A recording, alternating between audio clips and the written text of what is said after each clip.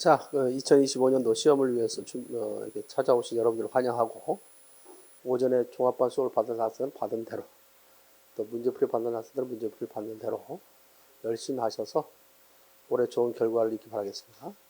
1월달, 2월달 진행되는 사항은 아까도 설명했지만 총 3차 시가 진행됩니다.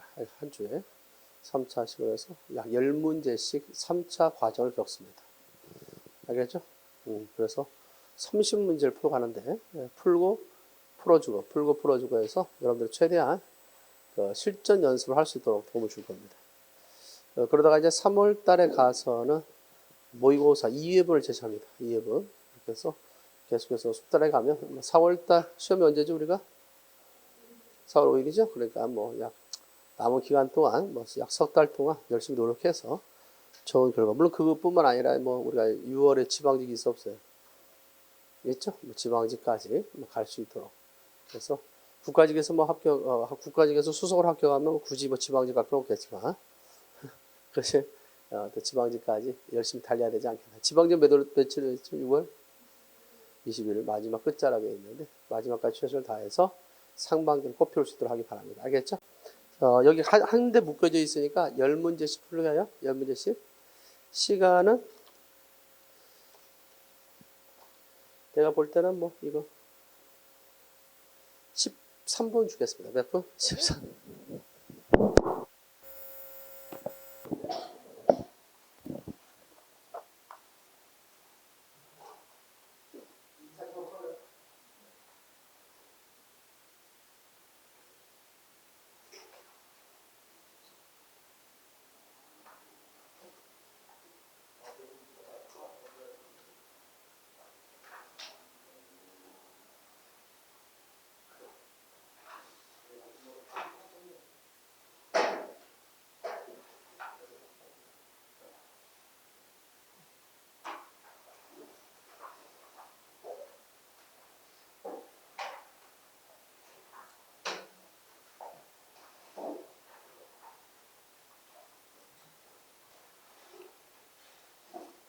자,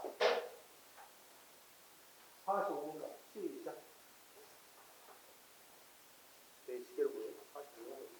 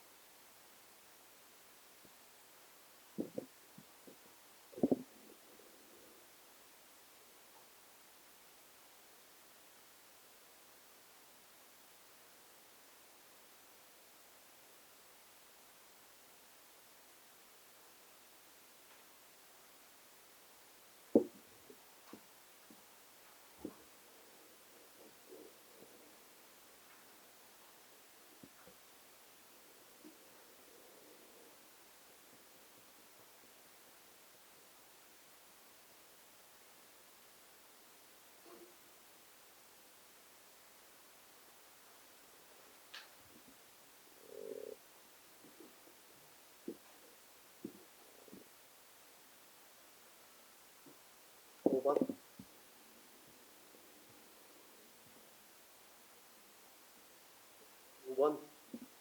아하, 거기 니을 하나 빠져 있는데 어디냐면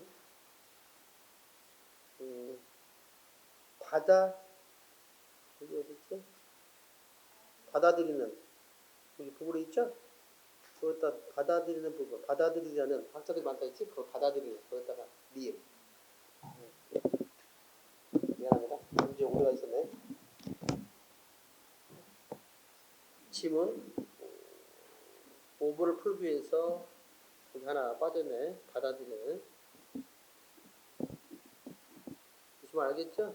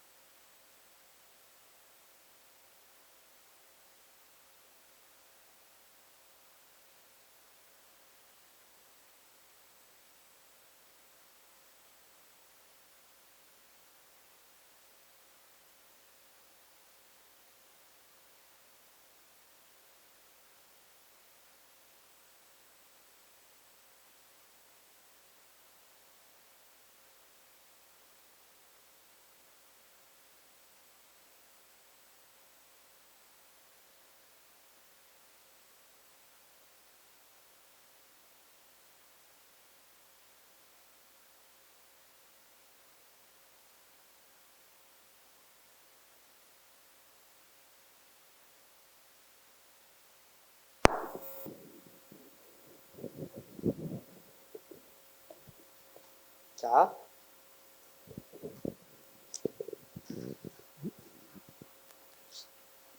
점수부터 주고 아니면 풀면서?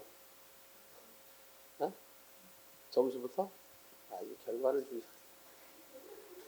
자, 점수부터 주고 그러면 자, 아무튼 문제를 다양하게 내려고 노력하고 있고 여러 유형으로 여러분들에게 접근하려고 노력하고 있습니다. 자, 1번. 1번에 4, 2번에 2, 3번에 3, 4번에 4, 5번에 2, 6번에 1,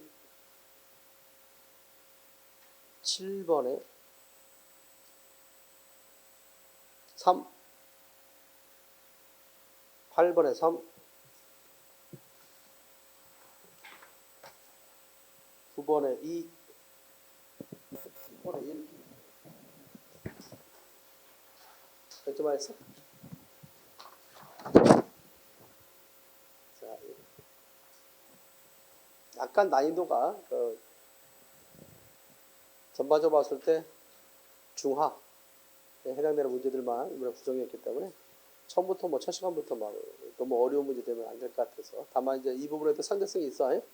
쉽게 느껴지는 사람도 있고 쉽게 느껴지지 않는 사람도 있고 그럽니다. 그래서 문제는 그렇게 어렵지 않았다.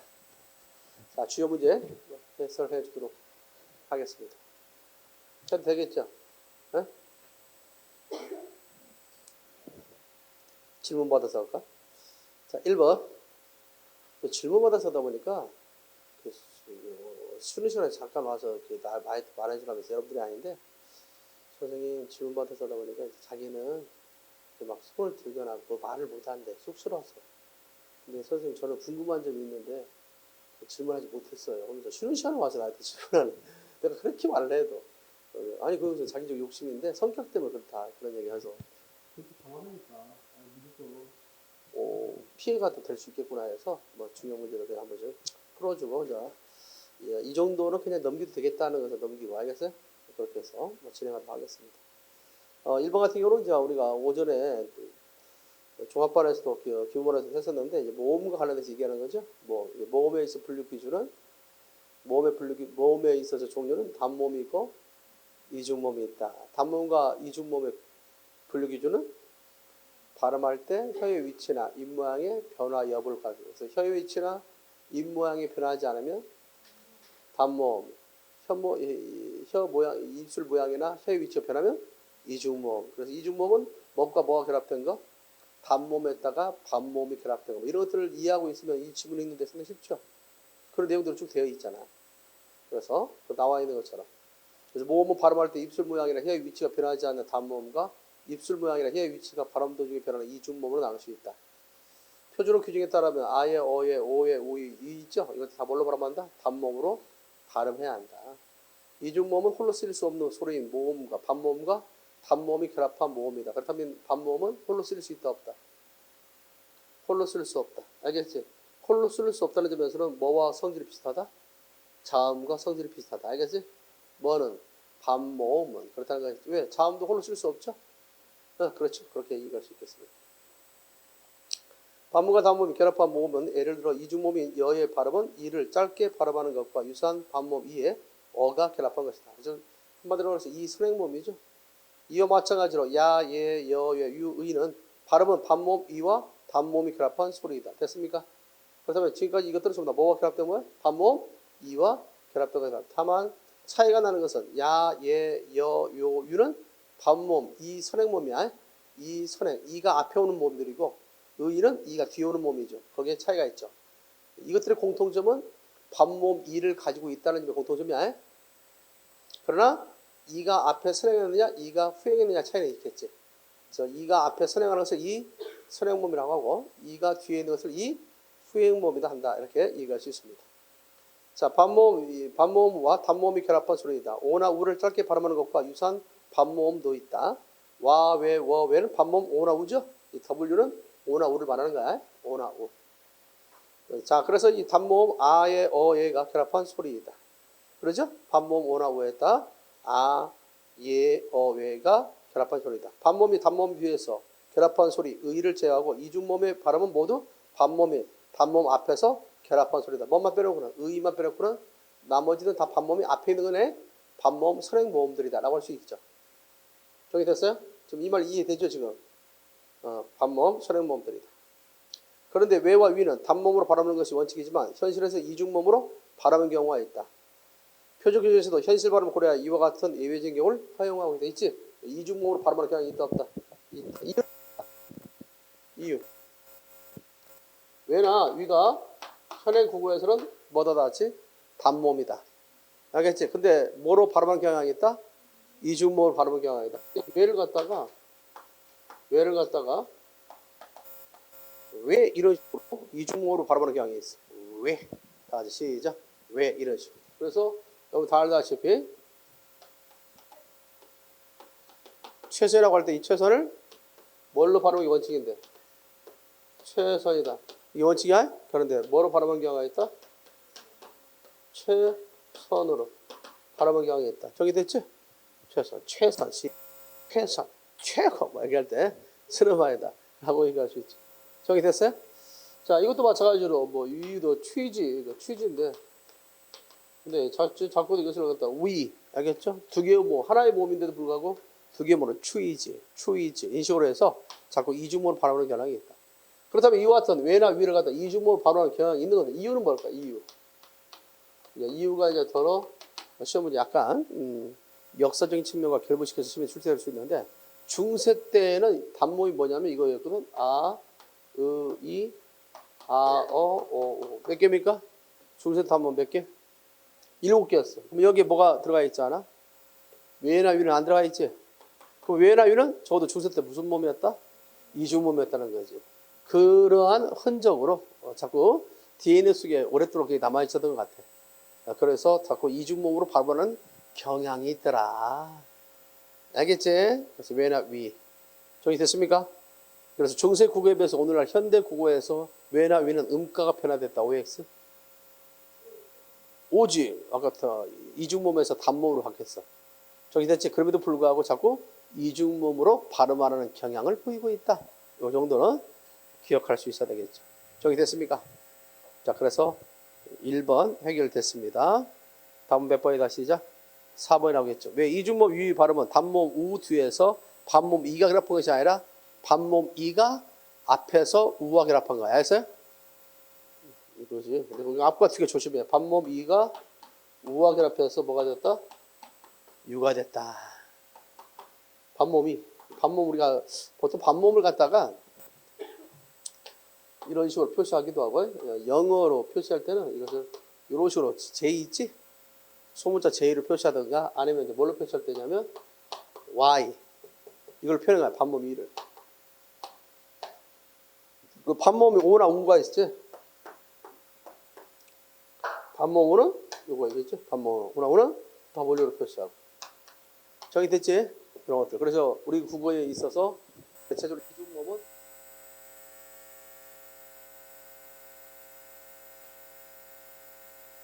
물론 우리가 의에 대해서도 의에 대해서도 사정을 시키지만 의에 대해서도 의를 반모음으로 할 것이냐 이를 반모음으로 할 것이냐에 대해서 논란이 있어요. 반모음으로서 이결과 우결과 의결이 있다고 하는데 의를 반모음으로 보는 경향이 반모음 불황이 있어서 아주 논란이 되고 있는 것 중에 하나예요. 사실은.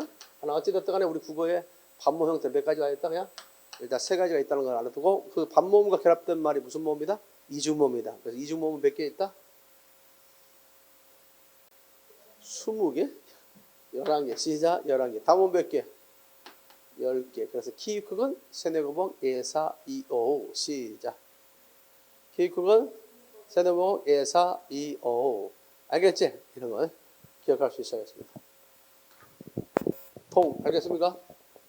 오랜만에 보는데 자, 어쨌든 간에 그렇게 해서 생각하면 되겠고 1번에 다음 100번 4번 여기까지 됐죠? 자 이번에 촘스키 우리가 그 언어 광고 관련해서 얘기하는 거거든. 촘스키를 할지 뭐 소슈를 할지 레이코퍼랄지 뭐 사피어랄지 이런 사람들의 견해를 좀 알고 있으라고 했죠. 이 촘스키의 가장 대표적인 그 언어관 관련해서는 우리 인간은 본시 언어 습득 능력을 갖고 있다. 우리 인간은 본시 무슨 갖고 있다? 진짜 언어 습득 능력을 갖고 있다. 언어 습득 능력을 갖고 있기 때문에 이런 대응이 나와요. 촘스키에 따르면 인간의 수많은 문장을 정확히 구사하는 것은 밑줄 자 선천적인 언어 능력 기능이다. 밑줄 자 촘스키에 있어서의 언어관은 결국 선천적으로 있다는 얘기야. 정리됐어요? 촘스키의 언어관. 이거는 선천적인 언어 능력을 갖고 있다.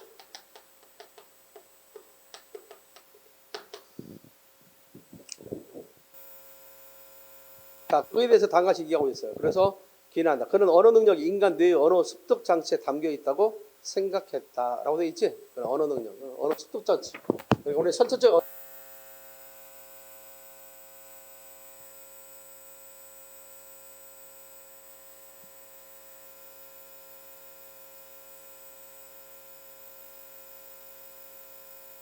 라고 얘기하는 거지. 자, 그러면서 그 밑에 보면 그런 인간의 속에 언어 지식. 자, 인지체계라고 했지? 인지체계 속에. 자, 그런 인간의 인지체계 속에 언어 지식, 언어 생성 규칙 등이 내재되어 있다고 믿고 이래에 연구했던 사람이다. 무슨 말 알겠지? 다시 말해서 이 말은 뭐냐면 이걸 모두어서 언어 습득 장치라고 그래. 시작. 언어 습득 장치. 그러니까 인지체계 속에 언어 지식, 언어 생성 규칙이 내재되어 있다 했지? 이 말을 묶을 수 있는 것이 뭐냐면 언어 습득 장치. 언어 습득 장치를 갖다가 좀 더 풀어서 그렇게 설명하는 거야. 정리됐죠? 그래서 같은 말 반복하고 있어. 자, 사람마다 언어 경험이 다름에도 비슷한 시기에 유창한 의사소통을 할 수 있는 이유에 대해 촘스키는 인간의 언어 습득에 중요한 역할을 하는 것은 선천적 언어 능력이 있지. 자, 그렇다면 선천적 언어 능력이 있다는 하나의 증거. 뭐야, 첫 번째? 선천적 언어 능력이 있다는 증거. 하나, 첫 번째? 밑줄 자. 자, 사람마다 언어 경험이 다름에도 비슷한 시기에 유창히 의사소통을 하는 거 알습니까? 알겠죠? 그게 첫 번째야. 밑줄 해놓고 1번 해놔. 1번. 자, 경험이 달라. 경험이 다름에도 불구하고 뭐 한다는 거? 시기가 일정한 시기에 있죠? 비슷한 시기에 비슷한 시기. 비슷한 시기에 언어 습득에 중요한 역할을 한다는 거. 그겁니다. 유창히 의사소통을 할 수 있는 이유. 그것은 바로 뭐가 있기 때문에? 선천적 언어 능력이 있기 때문이다. 알겠지? 그때 1번.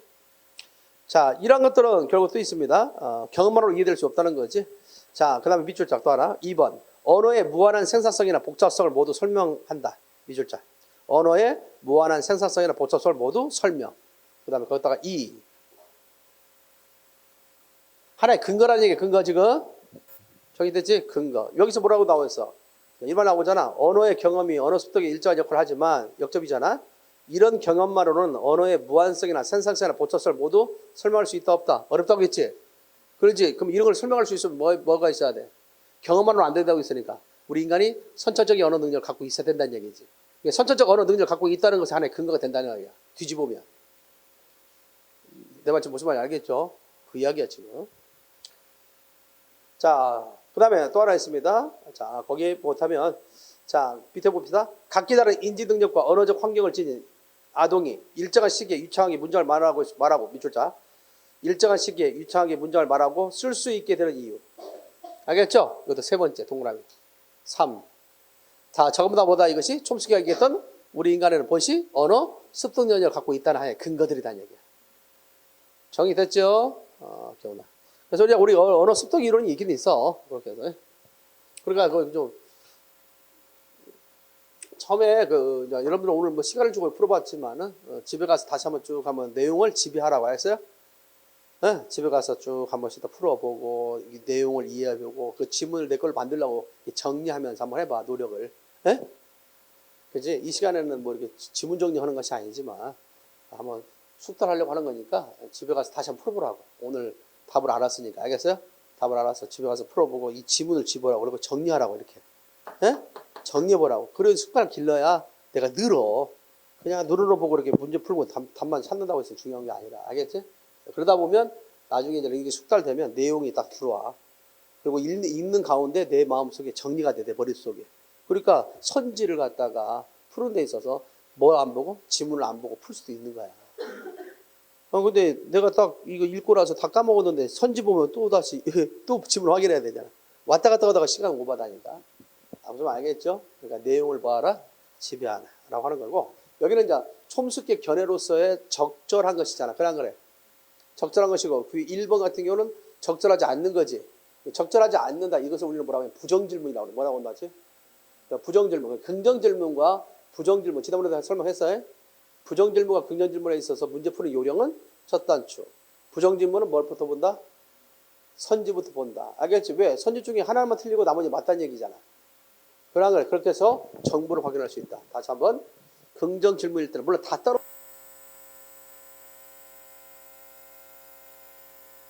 할 수 있어. 그러니까 긍정 질문이 나오면 뭐부터 본다? 제시문부터 봐야 돼. 긍정 질문이 나오면. 왜? 다음 글을 통해서 읽고 맞는 걸 찾는 문제니까. 맞는 걸 하나뿐이 없잖아. 그러면 선지의 나머지 세 개는 다 잘못된 정보라는 얘기 아니야. 잘못된 정보를 알고 가면 우리가 선입견을 가질 수 있고 잘못된 나의 그런 어떤 내용적 이해에 있어서 결국 오류를 발생할 수가 있다는 거지. 알겠습니까? 그래서 무엇일 때는 부정지문일 때는 뭘 먼저 보고 선 라고 할 수 있습니다. 알겠지? 뭐 그런 식으로도 하나 생각해 볼 수 있잖아. 물론 딱 떨어지는 건 아니지만 100% 떨어지는 건 아니지만 하나의 그것도 요령이다. 그러면 첫 번째로 무슨 질문이었고 다 같이 부정질문이었지? 그러니까 맞는 것은 하나뿐이 없다는 거잖아. 그런 거래. 부정질문일 때는 맞는 것은 아니 잘못했어. 부정질문일 때는 틀린 것은 하나고 맞는 것이 세 개라는 얘기 아니야. 그런 거래. 그렇게 해서 확인할 수 있다는 거지. 먼저 선지를 통해서. 반면에 긍정질문은 맞는 것은 하나고 틀린 것이 세 개라는 거지. 그러니까 뭘 해야 돼? 제시문을 먼저 읽어야 돼. 제시문에서 주요 내용을 끄집어낼 수 있어야 돼. 촘스케 언어가는 촘스케 언어가는 언어 습득 능력이었다. 본식 우리 인간은 언어 습득 능력을 뭐하고 있다? 가지고 있다는 것이요. 그 언어 습득 능력이 있다는 사실을 뭔가 근거가 있어야 할 거 아니야. 주장하려면. 주장을 뒷받침해서 근거가 있지. 그걸 봤더니 그 아래에서 매다 세 개다. 그럼 시문이 뭐가 나올 수 있어? 위클에서 촘스케의 언어 습득 이론을 갖다 뒷받침할 수 있는 근거로서 잘못 말하는 것이 아십니까? 그럼 그 밑줄 친 거 몇 개, 세 개 있지? 세 개가 나올 수 있잖아. 선지로. 그리고 같이 이제 그래. 또 이제 우리가 뭐가 나올 수 있냐면 이제 가끔 논리에서 바로 쓰고 있는 말 하나가 강화 약화. 시작. 강화 약화. 그렇다면 그런 애들은 지금 내가 밑줄 친 그 1번, 2번, 3번은 전부 다 촘스케의 언어관에 대해서 이론에 대해서 강화시켜주는 얘들이지. 그게 강화. 그러니까 뒷받침해 줄 수 있는 내용을 강화라고 그래. 뒷받침해 줄 수 없는 것을 약화라고 하고. 알겠지? 그래서 강화, 약화라는 용어를 통해서도 나오기도 하더라. 나중에 이제 그런 유형의 문제도 제시하면 됐을 거야. 자, 이렇게 두루두루 연습할 수 있도록 만들어 놨으니까 기억해 두시고요. 그래서 크게 오늘날 받아들여지고 있는 어떤 이론 가운데 하나야. 촘스케의 언어 습득 이론은 우리 인간은 벌써 본시대에 그런 장치를 갖고 있다. 그리고 그 장치를 통해서 우리는 장치를 갖고 있다는 근거가 세 가지로 제시하고 있다. 세 가지 읽어봐. 시작. 첫 번째.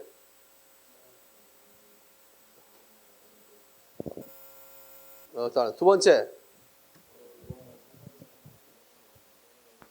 세 번째.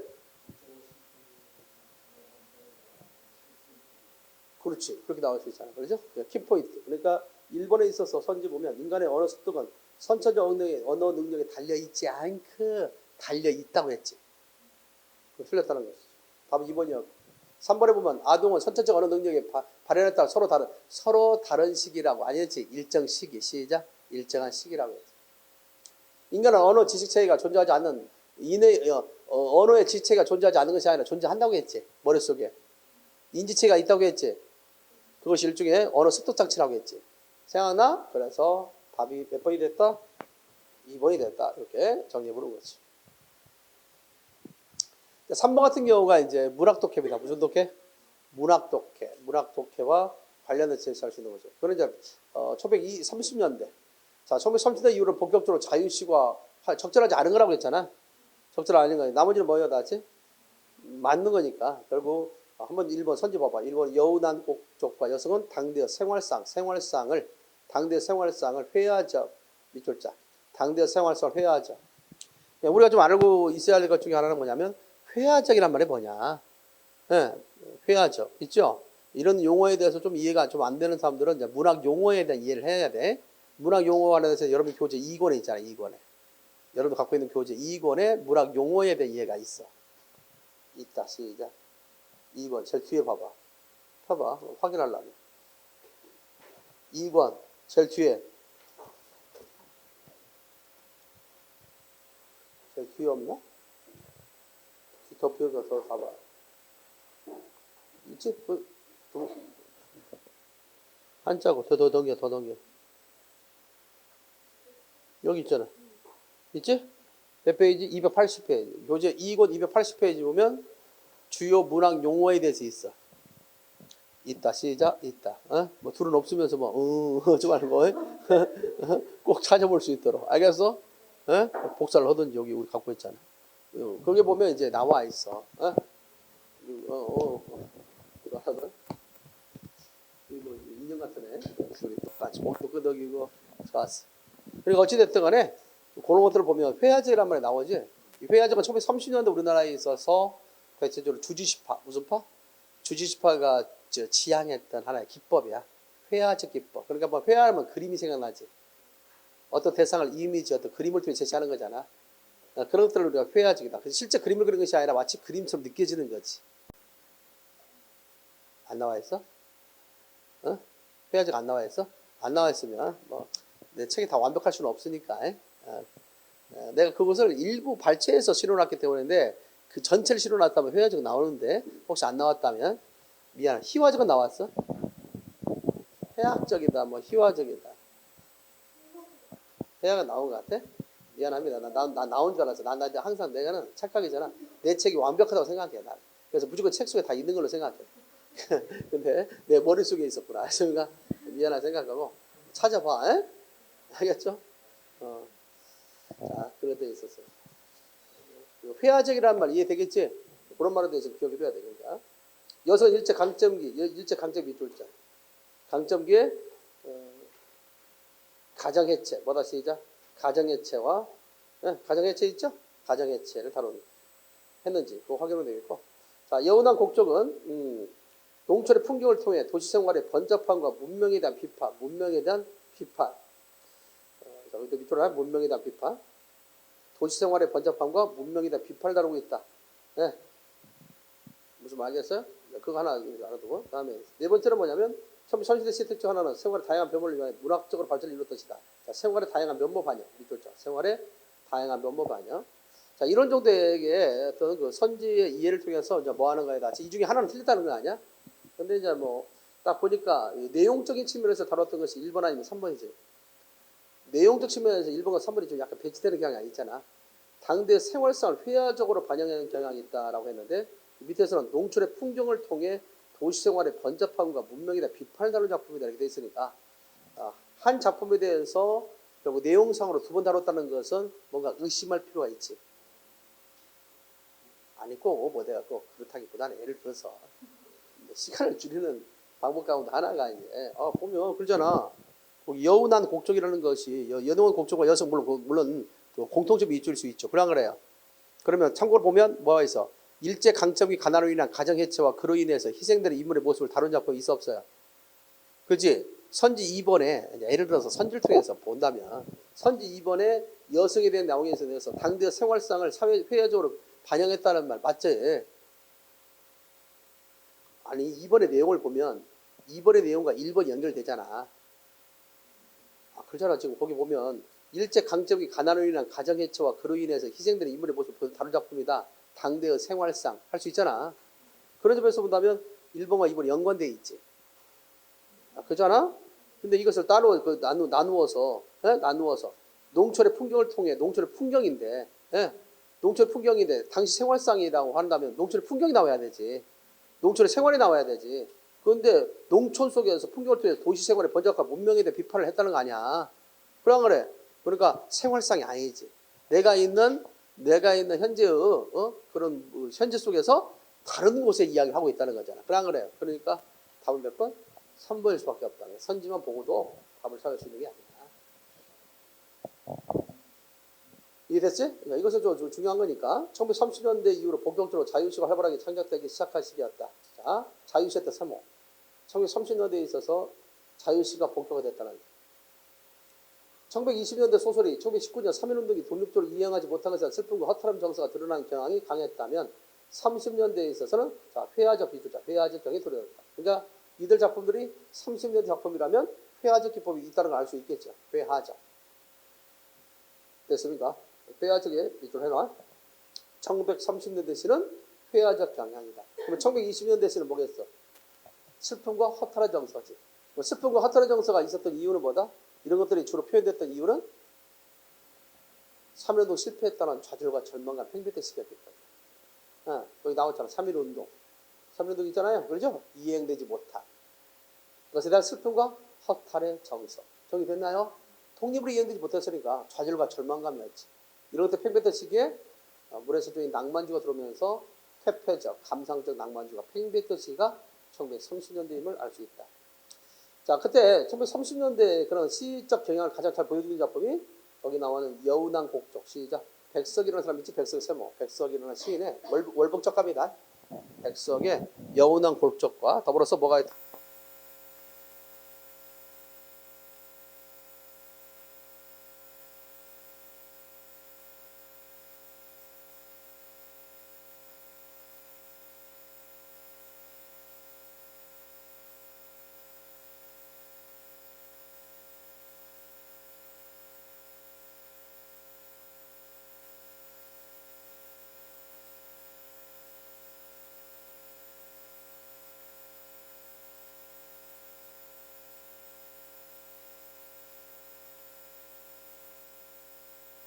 앞에서 목격하듯이 선명하게 드러나고 있음을 알 수 있습니다.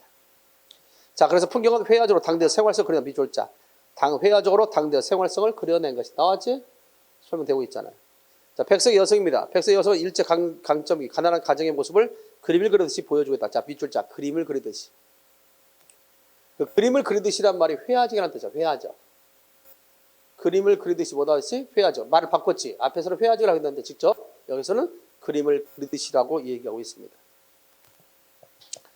자, 그러면서 이 백석의 여성이라는 작품은 결국 무엇을 얘기하고 있어요? 일제 강점기 가난한 가정의 모습을 보여주고 있다는 거지. 가정의 모습.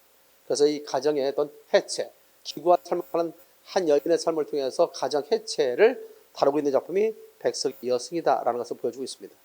섣불같이 나간 지아비에 기다려 10년이 갔고 지아비는 돌아오지 않고 어린 딸은 도라지 꽃이 좋아 돌무덤으로 갔다. 거기 하나 밑줄 해놓을까? 도라지 꽃이 좋아 돌무덤으로 갔다 밑줄자. 그러면 자 이런 부분에 밑줄 쳐놓고 이와 같은 표현적 극법이 같은 것은 뭐냐 이렇게 나올 수도 있겠지. 그랬을 때 여기 이거 주객전도라고 그래. 시작. 주객전도. 주체와 객체의 변화. 주체와 객체의 변화. 그래도 이렇게 나름대로 해설의 의미는 있죠? 어?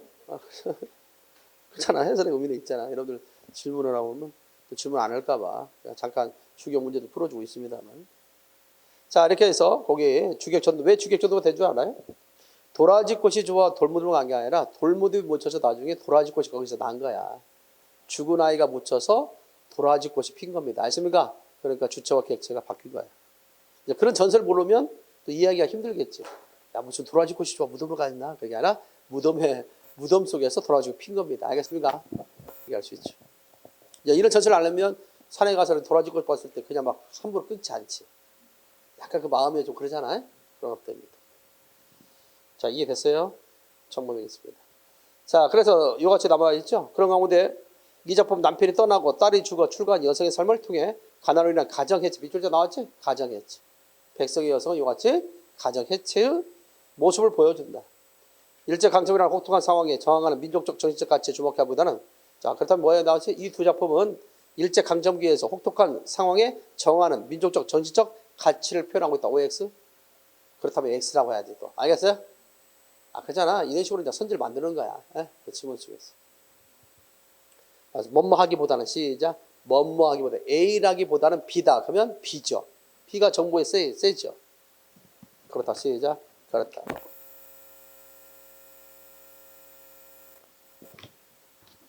올라가지 말아요. 여기다 이거 접속어 있어 없어? 전체 박스. 오늘 나를 프린트블에 지금 마지막. 마지막만 이렇게 얘기가 끝난다는 게 아니라 먼저 마지막을 먼저 보여야. 거기 보면 문장과 문단의 관계 있죠? 자, 그럴 때 주지가 보조보다 힘세다. 시작. 그지? 주지는 주장하는 바야. 당연히 보조보다 힘세겠지. 두 번째는 설득이 설명보다 힘세다. 그 다음에 가장 포괄적 문장이 있죠. 가장 포괄적 문장, 문단이 힘이 세다. 그러니까 중심 문장이지 이게. 포괄적인 문장 있잖아. 이게 중심 문장이야. 그 다음에 초점이 이동되었다면 이동된 초점을 가진 문장이 세다. 알겠어요? 됐습니까? 초점이 이동되면 초점이 이동된 문장이 더 센 거야. 그렇게 되겠고. 다음에 문제 제기보다 해결 방안이 힘 세다. 해결 방안. 해결책이라고 하기도 하고 해결 방안이라고 하기도 하고. 전제보다 결론이 또는 원인보다 결과가 힘이 세다. 상식, 통념보다는 비판이 힘세고 비판보다는 뭐가 세다? 결론이 힘세다. 그러니까 통념이 중요한 게 아니야. 그걸 갖다 비판하는 게 세고 비판보다는 결론이 세다. 알겠어요? 그래서 비판을 하면 되는 게 아니라 그걸 통해서 하나의 결론을 맺겠지. 결론이 또 중요하기도 합니다. 열거 비교 대조는 동도합니다. 알겠지? 동도합니다. 그 밑에 봐봐. 접속 중심 내용과 접속 위치 있죠. 그랬을 때 중심 내용이 있는 접속이 있죠. 왜냐하면 다시 말해 가령 예를 들어 예컨대 있지. 이 다음 내용이 중심 내용이야. 맞습니까? 이 다음 내용이 중심 내용이다. 맞습니까? 틀렸죠? 이거는 각각의 이유 제시가나 예를 든 거 아니야. 이런 접속가 나오면 앞의 내용이 중심 내용이야. 앞의 내용. 앞의 내용에 대한 구체화니까. 알겠지? 반대로 생각하면 안 돼. 그 다음에 중심 내용이 뒤에 있는 경우 있죠? 그러나 따라서 요컨대 결국 그런데 그러면 이런 접속이 나오는지 확인하는 말이야.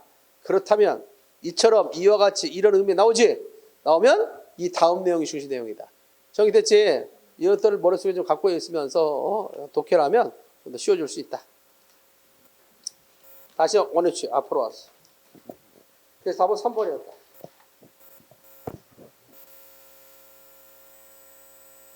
자, 4번 문제 뭐 그렇게 어렵지 않았던 질문 하나 하겠습니다. 4번의 질문은 그게 몇 가지로 나올 수 있어요?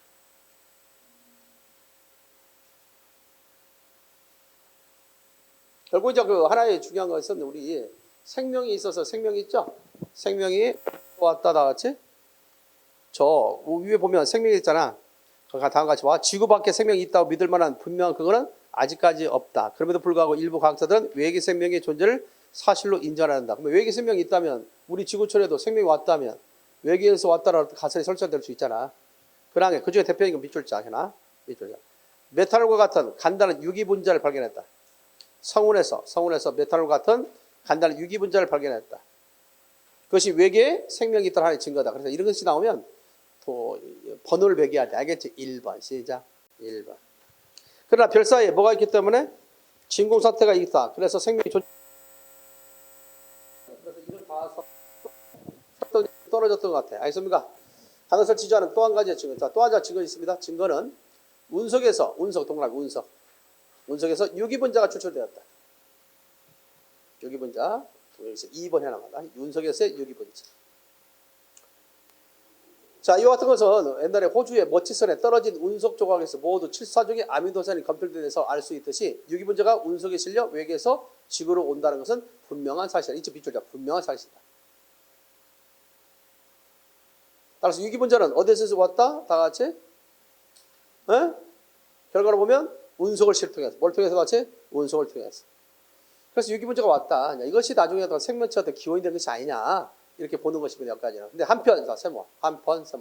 전환이다. 한편. 화재 전환. 시작. 화재 전환. 한편. 앞까지는 뭐에 대해서 얘기했다? 결국, 그러죠? 외계로부터 외계에 생명체가 있는가라고 하는 것에 대해서 이제 조사했을 거 아니야.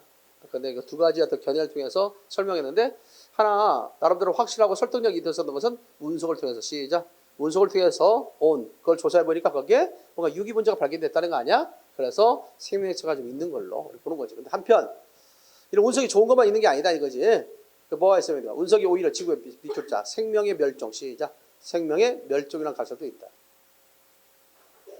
이와는 달리, 뭐와는 달리 시작. 이와는 달리, 우리 운석이 결국 유기분자를 갖다 전달해주는 어떤 좋은 기능만 한 게 아니라 나름대로의 나쁜 기능도 있었다는 얘기지. 역기능도 있다. 그것은 생명을 갖다 멸종하는 것이었다라고 할 수 있습니다.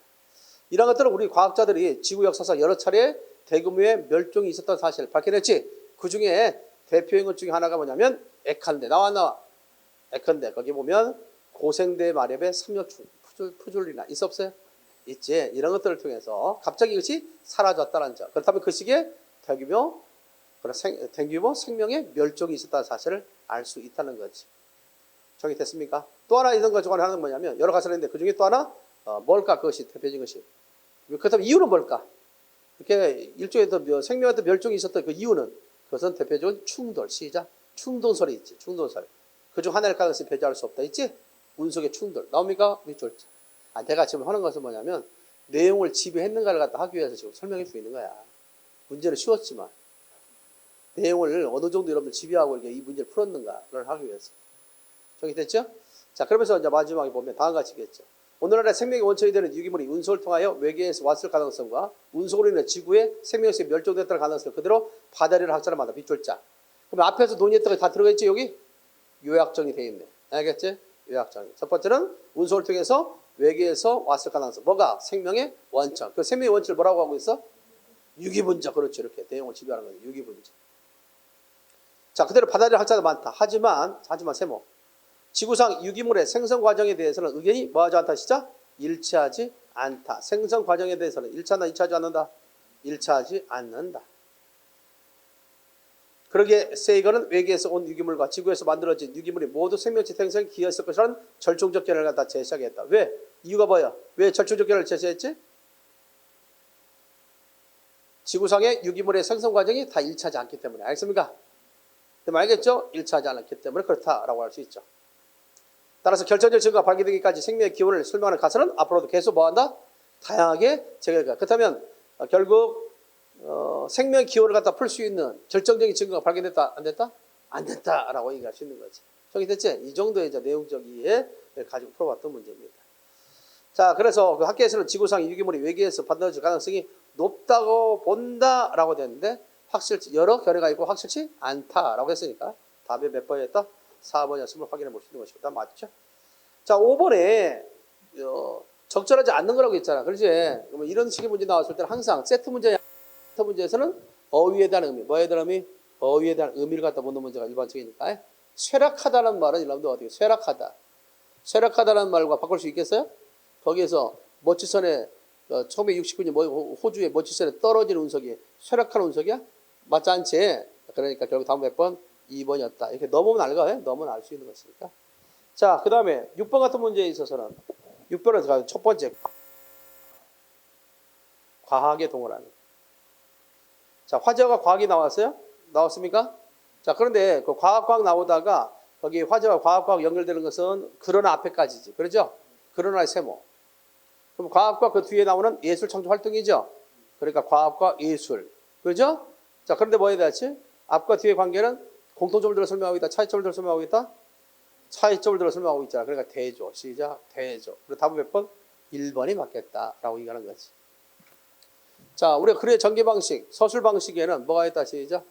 시간성을 고려하는 서사, 과정, 인과라고 하는 동태적 설명 방법과 지정, 정의, 분류, 구분, 분석, 비교, 대조, 유추라는 정태적 설명 방법이 있다. 기억나 안 나? 난다. 시작. 나는데 물어봐. 이거 잘 알아둬야 돼. 이거 이런 식 문제 다 나오니까. 1번 지정과 정의의 차이점을 말하시오. 2번 분류와 분석의 차이점을 얘기하시오. 많이 헷갈리기도 한다. 3번 비교, 대조, 유추의 차이점을 설명하시오. 비교, 대조, 유추. 생각나요 다시? 기억이 나왔어. 첫 번째 지정과 뭐다 하지? 정의. 두 번째로 뭐다 하지? 분류와 분석. 세 번째로 뭐다 하시죠? 비교와 대조, 유추. 이것들은 뭐 충분히 생각할 수 있잖아. 자, 지정과 정의의 차이점은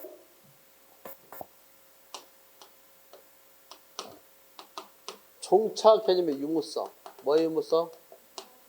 종차 개념의 유무성과 영문장의 성리 여부. 영문장 성립 여부를 통해서. 이것만 일단 알아둬. 자, 종착 개념의 유무성과 영문장이 뭐다 같이? 성립 여부. 그러니까 종착 개념이 있다든가 영문장이 성립되면 정의야. 근데 알겠지? 근데 이것이 없으면 지정이다. 대표적인 것 중에 하나가 보면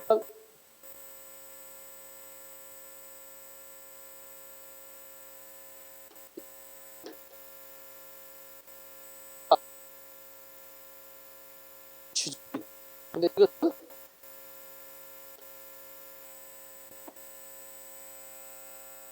뭐 이성 그런 있을 뿐만 아니라 이성적 동물은 뭐뿐이 없다? 인간뿐이 없다. 그래서 이것이 그래서 영문장이 성립될 수 있죠. 이성적 동물은 인간이다. 돼? 하지만 인간은 동물로 포함되지. 그러나 동물은 인간이라고 할 수가 없지.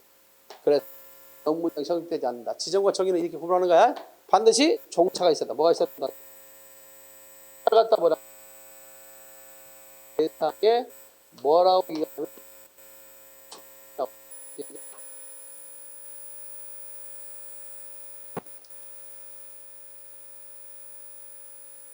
여기까지 됐습니까?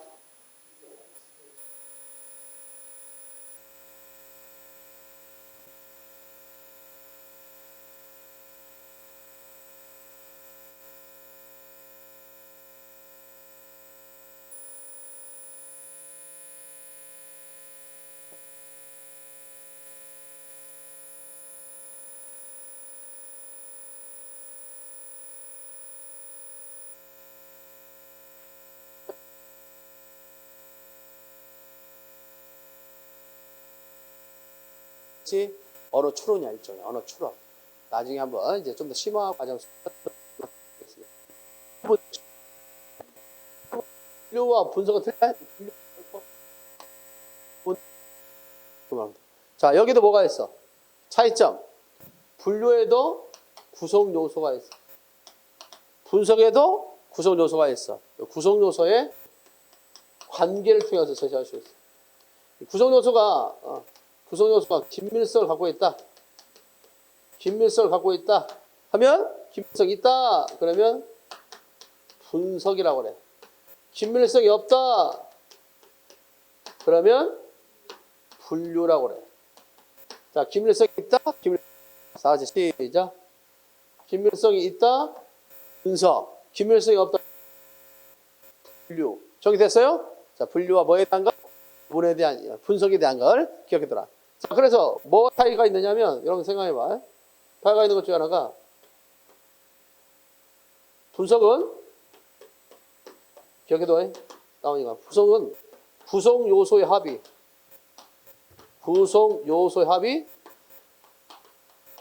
구조와 같다.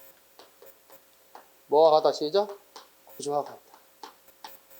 이것이 합이 뭐와 같다 같이? 구조와 같다. 이 내용을 좀 알고 있습니다. 자, 예를 들어 문학이 있으면 문학에는 대표적인 장르가 시가 있고 그 다음에 뭐가 있어? 소설이 있고 희곡이 있잖아. 하나 더 할 수 있어. 문학의 장르는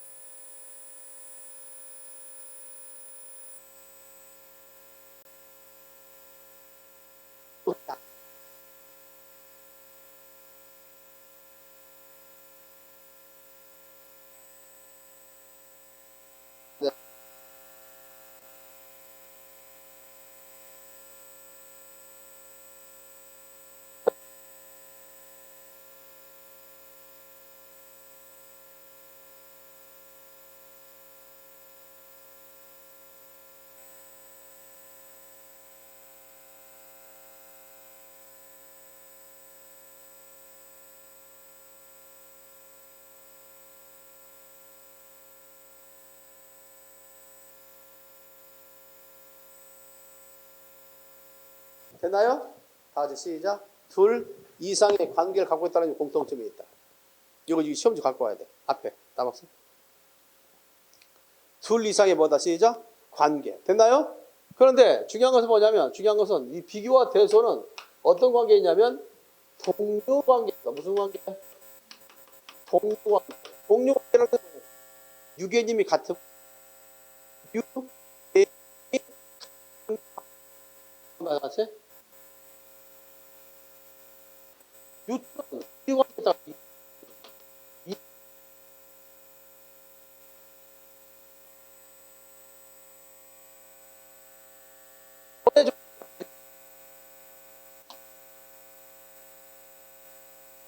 그런 부분에 대해서만 이해를 한다면 편한 시작 비유에 가깝다. 그래서 마치 뭐뭐처럼 마치 뭐뭐이다 이런 식으로 표현하는 것이다라고 생각할 수 있겠습니다.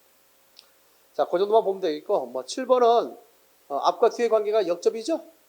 역접에서 역접 관계로서 그러나 뭐 하지만 그러나와 대용될 수 있는 것이 하지만이니까 이 정도는 충분히 풀 수 있을 거로 생각되고요. 거기에 이제 8번 같은 문제는 수정이죠. 수정, 고쳐쓰기 문제 뭐 이런 식으로 나왔는데 거기에 이제 우리가 일화적 볼 때 행위 시간 표현이 적절하지 않다 이런 문제가 나오면 이미 그 선지를 통해서 고쳐진 결과물을 적용해 보면 대입해 보면 맞출 수가 있는 거죠. 됐죠? 이번 주 일요일 오전, 이번 주 일요일 오전 아직 오지 않았지? 그런 차원에서 보면 참석할 예정이다. 이 됐습니까? 그런 식으로 이제 우리가 미래니까 이렇게 표현하는 것이고 니은 같은 경우 보면 니은 새로운 신축이 있어 없어요? 있지? 여러분들 우리가 배운 적이 있어? 어군 한우중 들어본 적 있습니까? 어군 한우중 들어본 적 있지? 아 우리 학생은 어군 한우중 세월의 흐름 속에서 이 망각이라는 것이 있어가지고 벌써 다 잊어버려갖고 그래. 어군 한우중을 기억하라. 성은 어시오 이름이 구은이야. 구은아 어군 너는 무슨 중학교 다니니? 한우중 시작 한우중에 다닌다. 이렇게 해서 효라고 했죠. 동 그래 안 그래? 오랜만에 어군 한우중 시작 어군 한우중. 그래서 이건 뭐냐면 이 중의적 표현. 무슨 표현? 고쳐쓰기 파트에서 이런 식으로 나오니까 시험에. 그러니까 이거 있어야 될 기본 개념을 알고 있으면 되겠죠. 중의적 표현이다. 그래서 뭐 어휘적 중이 있어. 구조적 중이 있어. 은유적 중이 있어. 들어본 적 있어 없어? 있지. 그래서 하나의 문장이 두 가지로 해석될 수 있는 게 중의적 표현이다. 그럼 교재 갖고 다녀. 교재 속에 다 있으니까. 그리고 이건 한우중은 뭐냐? 가장 많이 나오는 게 중에 하나가 뭐냐? 이거 잉여적 표현. 무슨 표현? 잉여적 표현이다. 또는 경제성이 결여된 표현이다. 위에 것은 의미 전달의 정확성이 결여된 표현이라면 이거는 결국 표현에 있어서 경제성이 결여된 표현이다. 따라서 한자와 우리말의 중복. 시작. 한자와 우리말의 중복이 한우중이다. 알겠어요? 다시 한번 시작. 한자와 우리말의 중복이 뭐다? 시작. 한우중이다. 이렇게 설명할 수 있겠지. 자, 그러니까 거기 보면 새로운 신축이 있어 없어? 신축 자체가 새로 짓는 거잖아. 새로운 신. 그래서 2번도 맞는 내용이 됐다. 3번이 답이었죠? 3번에 있어서 3번에 보면 합의했다. 합의한 것이 시민공원이 합의할 수는 없죠. 그런 거래요. 따라서 다음 몇 번? 3번이었던 것이고 비단 뭐뭐 할지라도 양보에 많이 쓰는 거야. 비단 뭐뭐 할지라도. 알겠습니까? 양보에 그걸 쓰는 건데 여기서는 어울리지 않죠. 때마침 시민공원에서 소나무 숲을 조성했다는 사실을 알고. 알겠습니까? 자, 이렇게 해서 맞는 거. 8번에 답 몇 번?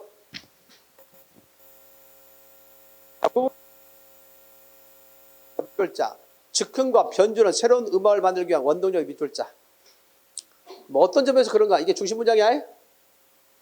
중심 문장. 거기 보면 즉흥과 변주는 새로운 음악을 만들기 위한 원동력이다. 자, 그런데 이거 원동력이야? 새로운 음악을 만들기 위한 원동력에는 뭐가 있다? 시작. 즉흥과 변주가 있다. 그러나 즉흥과 변주는 다르다 이거지. 즉흥이 감성적이라면 변주는 뭐다? 시작. 논리적이고 즉흥이 순간적이라면 변주는 순차적이 나오지. 그러니까 서로 차이점을 들어 설명하고 있는 거지. 그러니까 이것을 대조. 시작. 대조지. 뭐다 같이? 대조. 그러니까 결국 문제답은 몇 번이냐면 인생은 짧고 예술은 기다려 있죠? 대조 들어가자. 짧다와 길다. 의미적 대조. 시작. 의미적 대조가 되어 있습니다. 희익과 소설은 갈등을 중심으로 전개되는 문학이라는 공통점이죠? 비교죠. 그러니까 이 문장은 비교와 대조를 구별할 수 있는가에 대한 문제였다. 호랑이는 단독생활을 하지만 사자는 무리를 지어 생활하는 있죠. 차이점이잖아. 각각 호랑이와 사자의 생태에 대한 차이점을 얘기하고 있다. 중국의 담은 집보다 높은 데 비해 일본의 담은 아주 낮다. 있지? 이것도 뭐냐? 차이점이잖아. 우리나라 담은 중간이다. 시작? 중간이다. 그래서 중국의 담은 그래서 담만 가지고도 뭐 할 수 있어? 성향 그런 것을 느낄 수 있다는 거지. 들여다볼 수가 없어. 그래. 그래서 가래들은 쿵을 배워야 돼. 그러니까 막 쿵을 배우든지 막 하늘을 날고 막 이렇게 배워야 돼. 왜? 담이 높기 때문에. 그래. 그러니까 그걸 배우지 않으면 넘어갈 수가 없으니까. 그렇지? 근데 일본이라는 걸 안 배워도 돼. 일본은 담이 없어, 수채. 그냥 칼만 갖고 가면 돼. 그런데 근데 우리나라는 중간이야. 그래서 뭐예요? 서로가 이렇게 서로 음식을 나눠 먹기도 하고 건네주기도 하고 그래요. 은근함이 있어. 나 찾아봐라. 근데 중국 같은 데는 담은 나 찾아봐라 할 수 있어? 아예 못 보지. 그래. 근데 우리나라 담은 이렇게 얼굴 보였다 나 찾아봐라. 근데 일본 담은 없으니까 나 찾아봐라. 이거 다 있는데 뭘 찾아. 그래. 그 차이점 분명히 있는 거죠. 옷도 차이가 있는 거야. 그래서 옷도 우리는 중국은 아주 단추가 많아. 전통 옷 보면 그래. 폐쇄적이죠. 그런데 일본은 뭐 거의 하나 풀고 싹 풀어줘 버리잖아. 근데 우리는 적어도 보니까 두 번은 왜지? 위 한 번, 아래 한 번. 그렇잖아. 그러니까 중간이야, 우리가 성격이. 그런 것들이 성향을 드러내기도 한다. 자, 어쨌든 간에 9번에다 몇 번? 참, 이효령 씨가 어찌됐든. 자, 마지막. 자, 이런 식으로. 다음 글의 내용이 참일 때 반드시 뭐 한 것을 하지? 참인 것은, 자, 첫 번째 문제, 연차.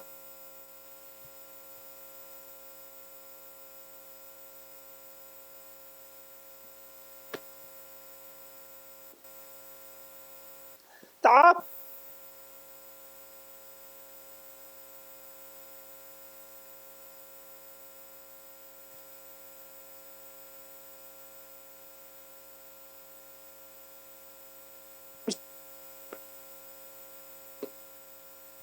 외식을 많이 한다. 외식을 많이 한다. 됐나요?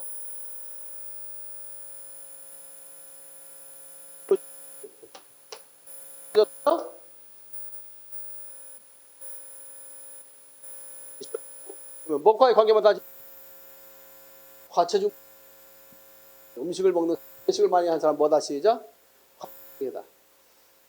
음식을 많이 먹는 사람 뭐다 시죠? 외식을 갖다가 많이 하는 것이다. 이렇게 돼 있잖아. 외식을 많이 한다. 라고 돼 있으니까.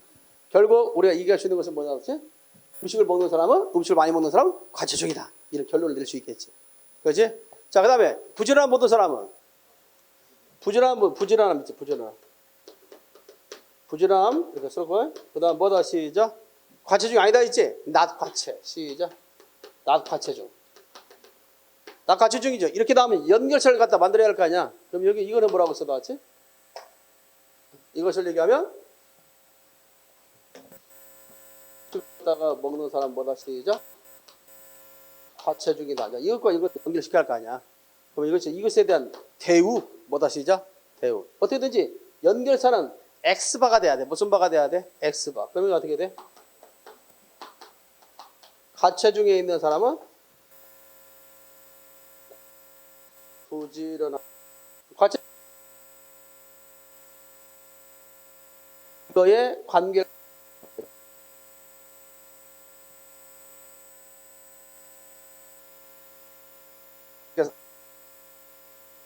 이런 식으로. 그래서 가장 이런 식의 문제를 해결할 때는 뭐가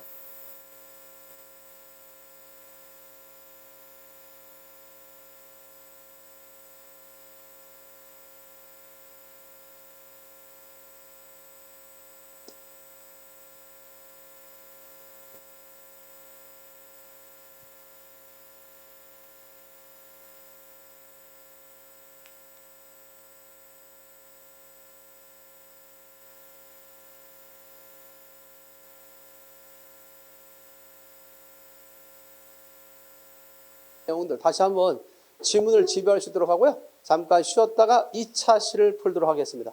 알겠죠?